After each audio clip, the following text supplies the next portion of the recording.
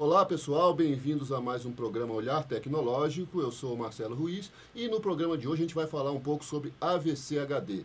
Tem muita gente aí me escrevendo, falando das dúvidas aí. Inclusive eu queria mandar um abraço aí para o Afonso Henrique do Rio de Janeiro, que me escreveu essa semana. Ele estava querendo algumas dicas aí sobre como editar em AVC HD e depois transformar em DVD, ok?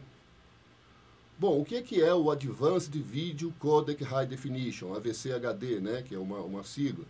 É um codec de alta compressão, né, e de alta definição. A gente tinha antes aí o HDV da Sony e outros codec de vídeo, e de 2009 para cá, a grande maioria das câmeras profissionais e das câmeras Pro Consumer e consumidor, elas estão trabalhando com esse codec. E isso tem causado assim, uma grande dor de cabeça, né, para quem edita vídeo. Porque a gente tem aí um arquivo muito pequeno, né, é uma grande vantagem, né, você usa inclusive cartões, aqueles cartõezinhos pequenininhos, né, e com 16 GB, 32 GB, 64 GB, e um cartão de 16 GB cabe 1h10 de vídeo em alta definição, 1920 por 1080, 30p, né, com áudio aí em PCM, né, linear, sem compressão. Então isso foi aí um grande adianto em relação aos codecs aí da geração anterior. Bom, toda a inovação tecnológica tem um preço, né, e nem tudo são flores aí com AVC HD. Né. Por ele ser um codec de alta compressão, né, cerca de 100 vezes aí, ele comprime 100 vezes o tamanho de um vídeo sem compressão, ele é um tipo de aplicação que a gente chama processor intensivo, quer dizer, uso intensivo do processador. Então, é necessário que a gente tenha aí computadores que estejam preparados, né, principalmente aí o processador bacana e outras dicas que eu vou dar aqui ao longo do programa. Bom, o AVC HD, ele foi desenvolvido numa parceria, né, da Sony e da Panasonic. A Sony e a Panasonic começaram em 2006, 2007 a pesquisar um novo formato de compressão aí para usar nas câmeras, né? Tanto as câmeras aí para consumidor quanto as câmeras profissionais. O AVC HD, ele é um streaming de vídeo, né? MPEG-4. Na verdade não é nenhuma novidade, né? Já existia aí o DivX, né? O MP4 aí ele já era um formato aí conhecido. O que eles fizeram foi melhorar a eficiência, né, e a qualidade da imagem e ter um suporte profissional, né, para esse formato. Quer dizer, é um formato de streaming, né, onde cada frame ele é comparado com os anteriores, com os posteriores, e aí é feito um cálculo do que é que mudou ali na imagem, os pixels e tal, e faz essa compressão para você ter um espaço reduzido. Né? O formato, né, ele usa áudio PCM, né, como eu já tinha falado, em 7.1 canais sem compressão, ou em AC3, né, com 5.1 canais. Isso já foi uma grande vantagem em relação ao antigo HDV e às antigas câmeras mini DV, porque a gente tinha assim, uma certa prevenção, né, para usar o áudio de câmera, porque era comprimido no formato MPEG-2, né, junto com o vídeo, e o áudio ele sempre era muito compactado e não tinha uma qualidade bacana. Né. Com o AVC HD isso não acontece, porque você tem áudio aí PCM, né, que tem uma qualidade aí bem bacana. Mas sempre volto a dizer, tudo isso aí tem um certo custo. Bom, vamos falar da diferença entre o AVC HD e o DVC Pro, o DVC Pro 25, né, o HDV da Sony. Né? O que acontece? Você tem uma qualidade de vídeo muito maior, né, e logicamente com uma compressão, mas o espaço, né, também diminuiu muito. Se a gente pensar aí naqueles disquinhos, não sei se vocês lembram, aquelas câmeras que não chegaram a aparecer câmeras profissionais, mas aquelas câmeras consumer, né, que gravavam naquele disco, né, naquele DVD pequeno, aquele mini DVD, que aquelas câmerazinhas conseguiam gravar naquele mini DVD cerca de 30 minutos aí de vídeo SD, gente, compressão, né, normal, 720 por 480. Né.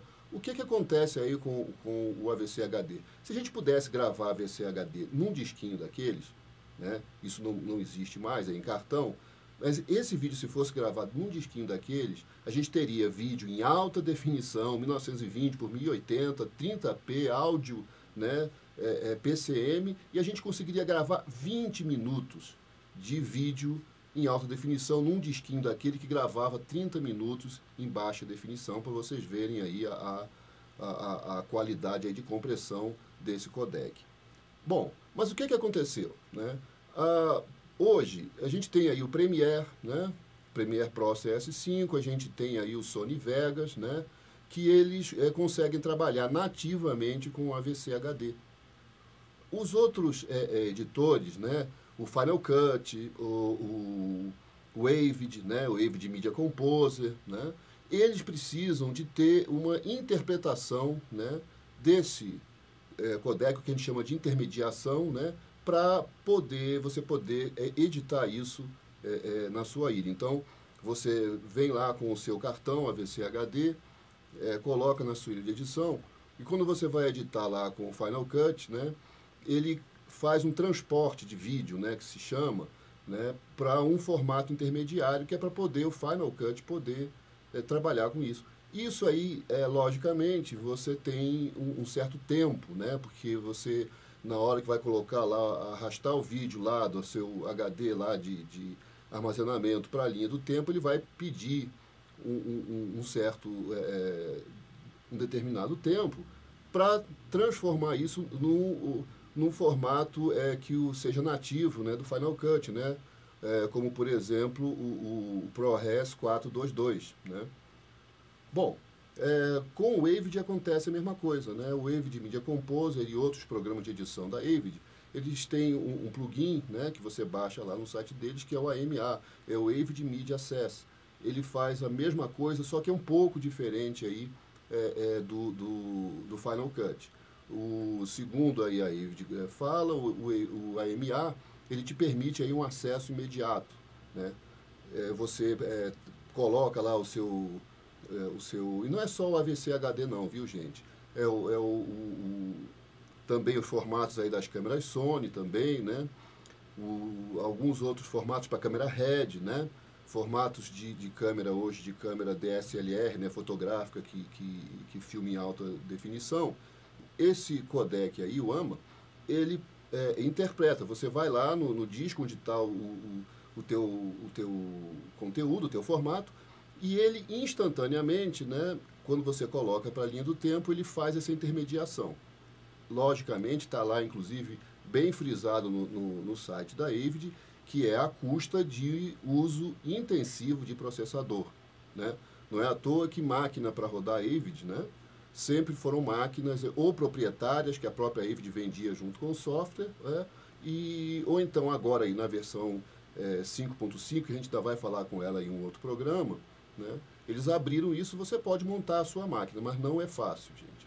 A máquina para rodar Avid tem que ser uma máquina com os parâmetros aí bem definidos, né? Senão o software você instala e às vezes ele nem roda. Bom, e a predominância do AVC HD, gente? Ó, não adianta assim enrolar que nem menino que não quer fazer o dever de casa, enrola o professor.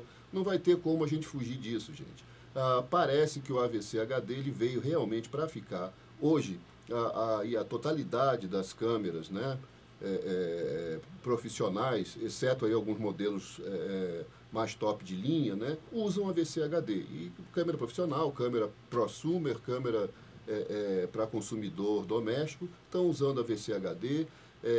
Apesar de ter sido um codec aí desenvolvido pela Sony, pela Panasonic, como eu falei, todo mundo está usando, né, a JVC, a Canon, cada um com uma pequena variação ali no algoritmo e tal, mas a essência é a mesma, né? Alta taxa de compressão, né? E qualidade. Então a gente não pode fugir mais disso, né? Ninguém vai filmar mais também com câmera mini DV, ou ninguém vai comprar uma câmera de alta definição para ainda estar filmando em mini DV, né? Então a gente tem que começar a aprender a editar, né, em AVC HD. Né? O que é importante, gente? Até agora, os computadores que a gente comprava, o que se sabia, né? Todos nós que mexemos com edição de vídeo, a gente conhece também um pouco de computador, de informática, a gente vai lá, coloca uma memória bacana, muda um processador. A gente conseguia, né, resolver o problema, né, travava de vez em quando e tal, mas a gente resolvia o problema aí com, digamos assim, as máquinas normais, dessa que você compra aí em qualquer loja pronta ou que você monta. O AVC HD é diferente, gente. Tem que olhar com cuidado para ele, assim como você olha com cuidado para a sua câmera. Você que é um profissional sério aí, um diretor, você filma, você faz tudo na sua empresa, você filma, dirige, ilumina, fotografa. A gente está sempre procurando uma câmera mais bacana, uma lente melhor, e a gente não vai cuidar da ilha de edição, gente. É preciso hoje ver que mudou isso. A ilha de edição hoje, né, ela não é mais um PC normal. Ela é uma workstation. O que é uma workstation? Uma estação de trabalho, gente. Software, né, é o normal, é um Windows, que não pode ser um Windows Home, tem que ser um Windows Professional, né.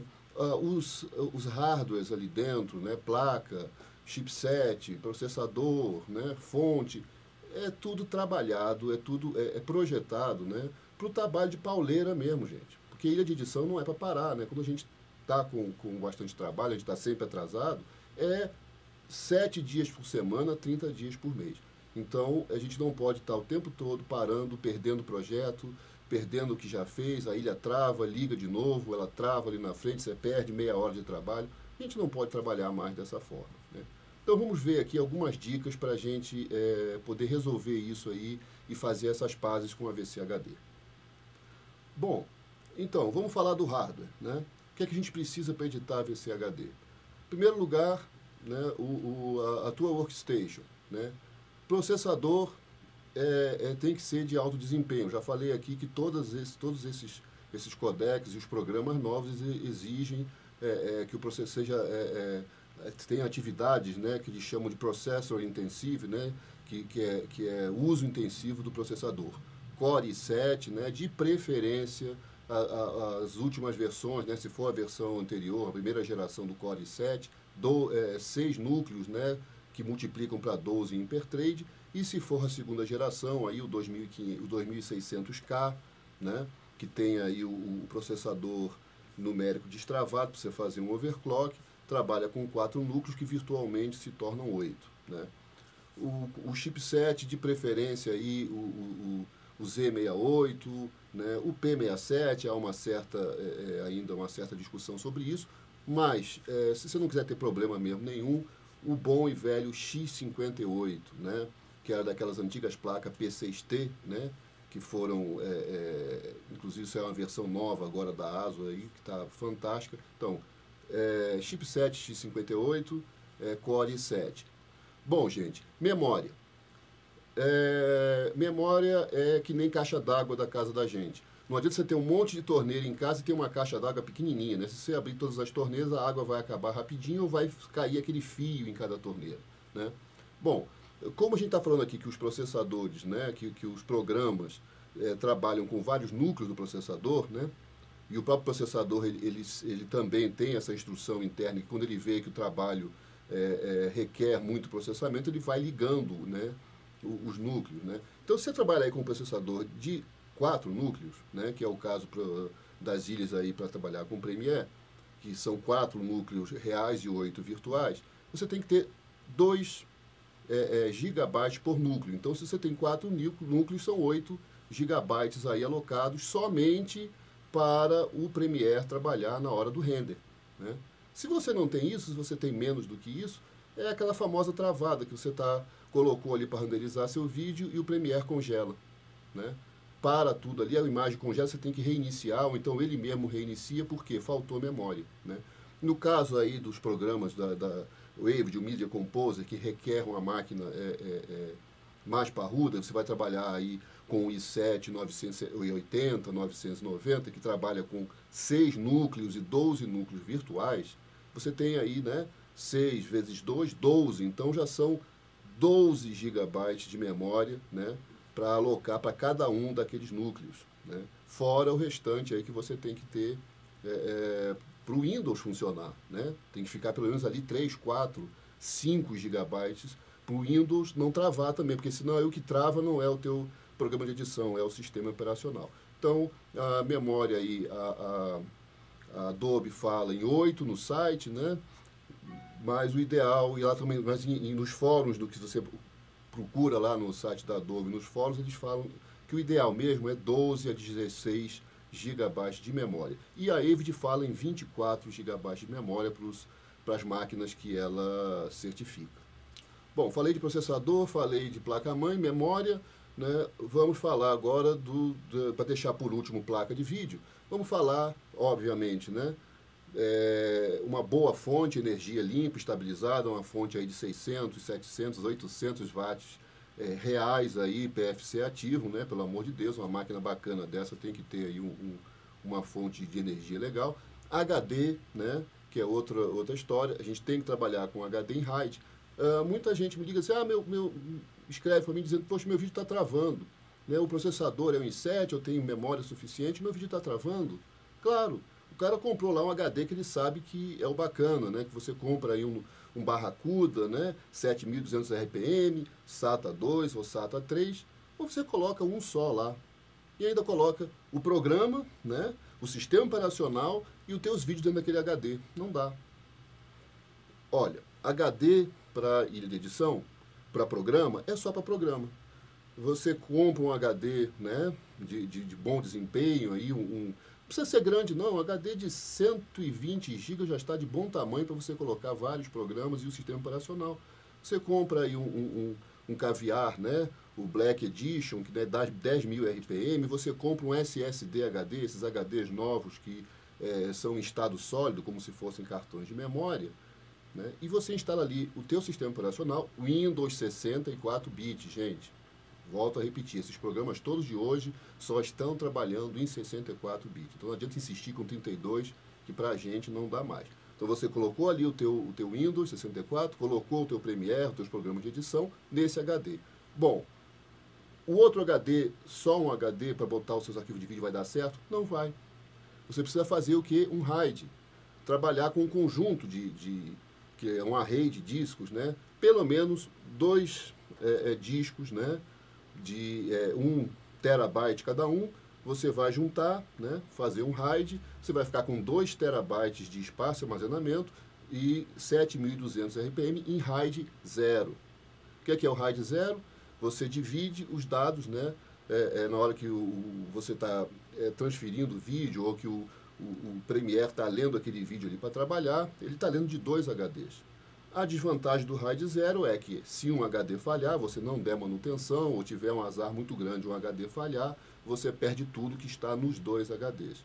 Tem uma outra forma aí que é o RAID 1, né? Mas aí você vai ter só a questão aí da segurança, vai espelhar os dados, mas não vai ter velocidade, né? Então o ideal é RAID 1 ou RAID 5, que aí você teria que ter o dobro de HD, 4 HDs para fazer 2 trabalhando em velocidade, 2 fazendo um backup dos dados, mas eu acho isso aí desnecessário, desde que, né, você tenha cuidado de manter backup, né?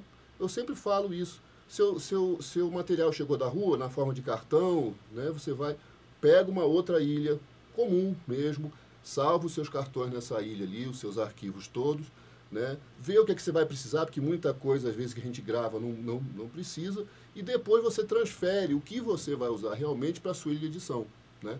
Para esse RAID HD específico, que também só vai conter os vídeos, né, brutos, mais nada, né? Se você perdeu, o RAID deu algum problema, você tem, numa outra ilha, você tem o seu material bruto, que você vai só copiar de novo. Bom, e um segundo RAID de HD é necessário, então já temos um HD para sistema, programa, 2 HDs em RAID 0 para os vídeos brutos, a gente precisaria de outro RAID de HD, né, em RAID 0, né, para você colocar o quê? Os arquivos de projeto. Tem que colocar isso na cabeça, gente. Tem que ter essa metodologia, né? Material bruto, seu vídeo bruto num HD, né? E aí você vai lá no Premiere, pede para salvar o projeto no seu HD de projeto. Esse HD de projeto vai conter o projeto, alguns arquivos ali que o Premiere cria, né? Como o autosave, às vezes um arquivo de áudio, né, o conforme de áudio, e depois, quando você terminar o seu projeto, que você vai exportar o seu vídeo final, né, você vai salvar também nesse HD de projeto. Por quê? Porque, lembra, né, você vai ter que renderizar o seu vídeo inteiro. Então, o processador vai pedir à memória que se comunique com o HD e mande frames para ela, para o processador começar a trabalhar esses frames com os efeitos que você colocou na sua timeline, né? Enquanto ele está lendo isso, o HD está passando esses dados, ele não pode gravar. Ao mesmo tempo que o processador leu esses arquivos, fez o trabalho dele, vai mandar de volta para o HD, ele tem que esperar um pouco se o HD ainda está lendo. Então você tem aí uma pista de mão dupla meio congestionada. Então o ideal é o processador ler de um HD, faz o trabalho com os frames e depois manda para a memória que manda para o outro HD salvar, porque ele vai estar só lendo, né? Ele vai estar lendo, óbvio, alguns arquivos de projeto, mas é muito menos coisa. Então isso aí é o fluxo de trabalho. Bom, gente, aí eu deixei o melhor para o final, placa de vídeo, né? O Premiere fez uma revolução no mercado de edição de vídeo, né? Ele, com o CS5, ele lançou o Mercury Playback Engine, né? Pesquisou lá há alguns anos com a NVIDIA, se juntou com a NVIDIA, Adobe e NVIDIA, e lançaram, né, esse Mercury Playback Engine que trabalha junto com as placas NVIDIA, lógico, né, aproveitando o poder de processamento do processador CUDA, né, que tem dentro das placas NVIDIA. O que é isso? A gente tem lá, você colocou um vídeo na sua timeline no Premiere. Se o vídeo não tiver naquele formato exato, vai dar aquela linha vermelha te indicando que tem render. Se você tentar dar um play ali e colocar alguns efeitos especiais, o vídeo vai travar, você tem que dar render para poder assistir. E você vai assim o tempo todo, e é por isso que as pessoas estão sofrendo muito com a VCHD, porque com a VCHD isso é pior.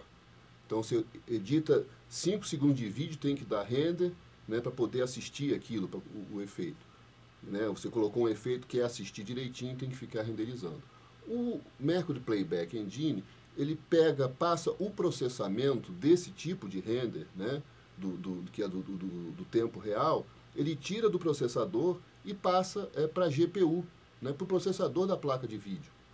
Bom, é lógico, gente, placa de vídeo sabe fazer o quê? Processar vídeo. E o processador de uma placa de vídeo, gente, ele é tão poderoso quanto um processador do computador. Só que ele só tem instruções gravadas ali dentro para trabalhar com o vídeo. Não é igual ao processador da máquina que tem instrução para tudo, né? Então, esse processamento pela placa de vídeo foi uma revolução, né?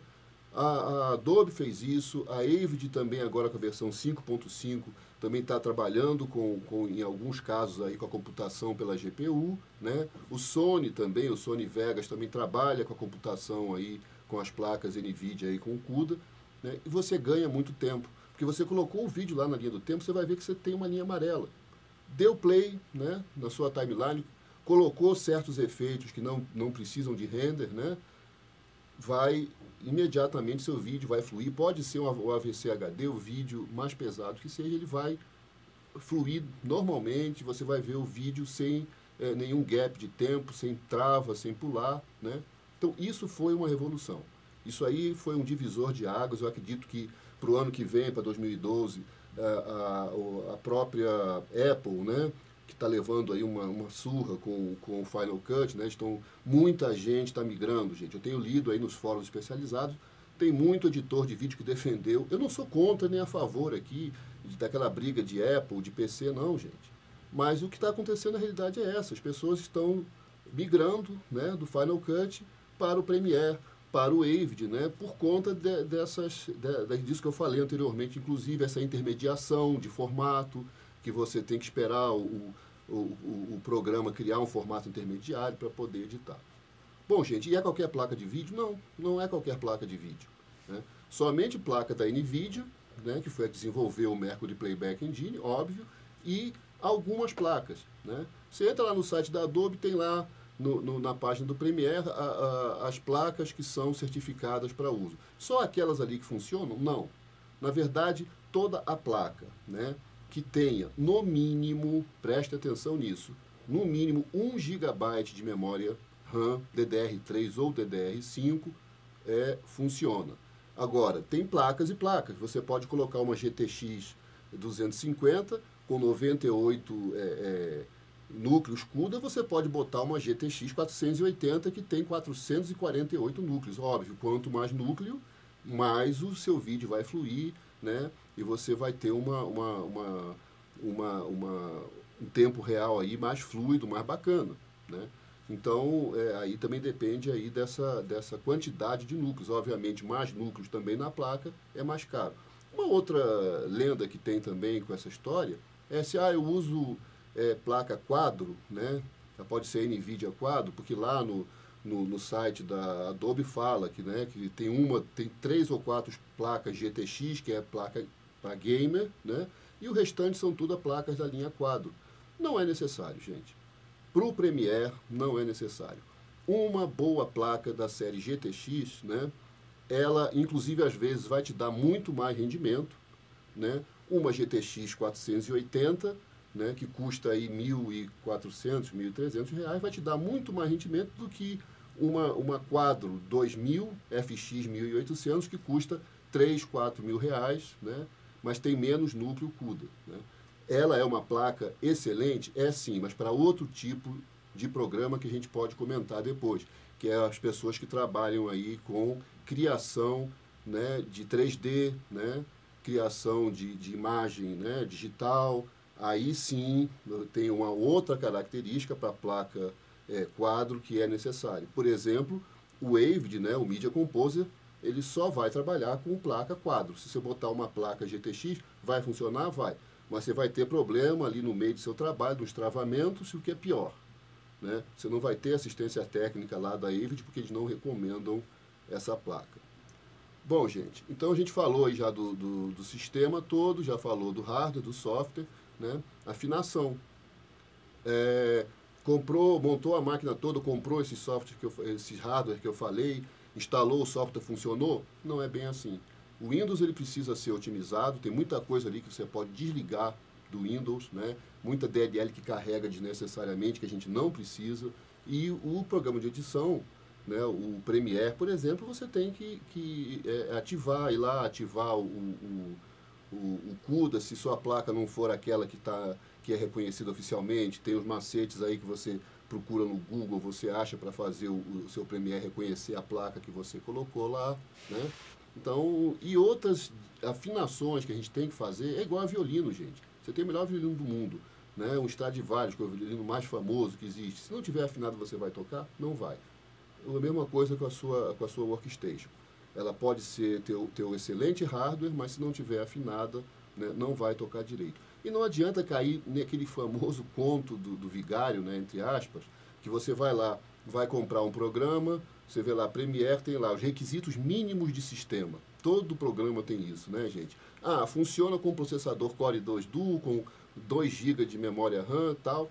Bom, gente, é claro que se os caras forem falar que o programa deles precisa de uma máquina top de linha, as pessoas vão desanimar, né? Tem que pagar caro o programa, ainda vai ter que trocar a máquina. Então é lógico, eles colocam ali aquele sistema mínimo que o programa roda. Mas roda como? Como você está rodando hoje, com travamento, levando muito tempo para exportar o seu trabalho, né? Então isso aí, não, porque lá diz no site que isso aqui é suficiente.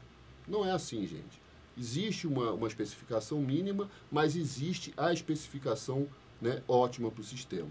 E a última dica para a gente terminar o programa de hoje, aí para o meu amigo Afonso, né, é o quê? Me perguntou como é que ele estava tendo problema, porque estava capturando em AVC HD, queria entregar o trabalho para o cliente em DVD e o vídeo estava com péssima qualidade. Aqui vai a dica, você tem 2 formas de fazer.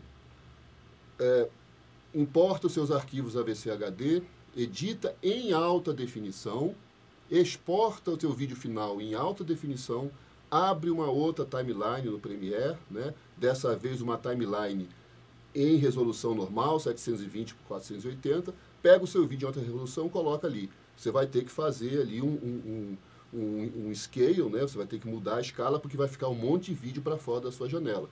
Então você vai ali na ferramenta ali de scale, coloca o seu vídeo do tamanho certo e aí sim você exporta em DV 720, 480 para você fazer o seu DVD. A qualidade vai ficar muito melhor. Então, a outra forma de fazer é você importa os seus arquivos em alta definição, AVC HD, e no Premiere você abre um projeto em definição normal, né? Em vídeo 720 por 480, 30p, né? E você trabalha na sua timeline, você importa esses vídeos para a sua timeline em alta definição. É a mesma coisa, você vai olhar lá no preview, vai estar sobrando vídeo para o lado de fora da janela, é óbvio, né? Você também faz a mesma coisa, você faz o seu... Aí você pode fazer um crop, né? Porque você ainda tem uma grande vantagem nessa segunda opção. Você pode ajeitar, inclusive, dentro da sua janela de vídeo, a posição melhor. Você não fez um enquadramento bom lá na hora que você filmou, né? Você tinha que fazer um zoom e não fez. Quando você pega um vídeo em alta definição e coloca na janela de baixo, você já está com um zoom ali maravilhoso. Então você pode, inclusive, ter essas possibilidades de edição. Óbvio, se a sua cena estava perfeita, você faz só um scaling, né? Coloca na escala correta, edita tudo e aí depois você exporta em 720 por 480, né? Lembrando que sempre marcar lá, quando você vai abrir a janela de exportação do Premiere, lá embaixo tem duas caixinhas para você clicar, né? Para você usar a máxima profundidade de render, né, possível. E se você filmou, por exemplo, entrelaçado, em 1080i, tem lá aquela opção de você fazer um flame blending, né, que ele vai juntar os frames, né, que estão interpolados para conseguir uma imagem mais suave.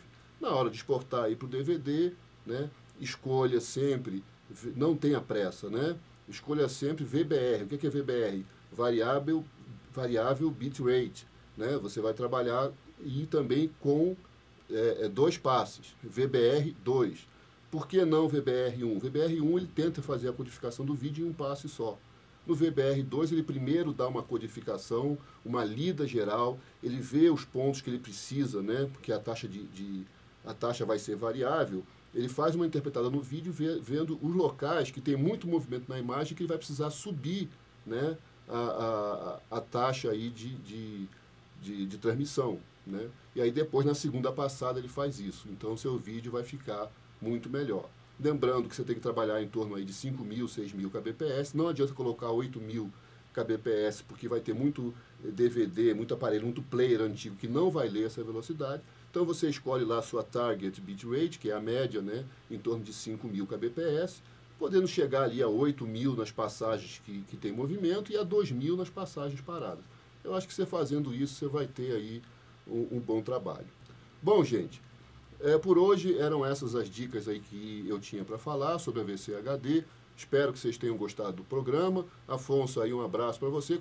E o que vocês tiverem de dúvida, eu tenho o maior prazer em responder, né? O meu e-mail está aí na tela, é só mandar para mim aí as dúvidas que a gente vai, na medida do possível, no que eu souber, que eu também não sei tudo, mas a gente procura atender vocês. Muito obrigado, não deixe de assistir os outros vídeos aqui do canal.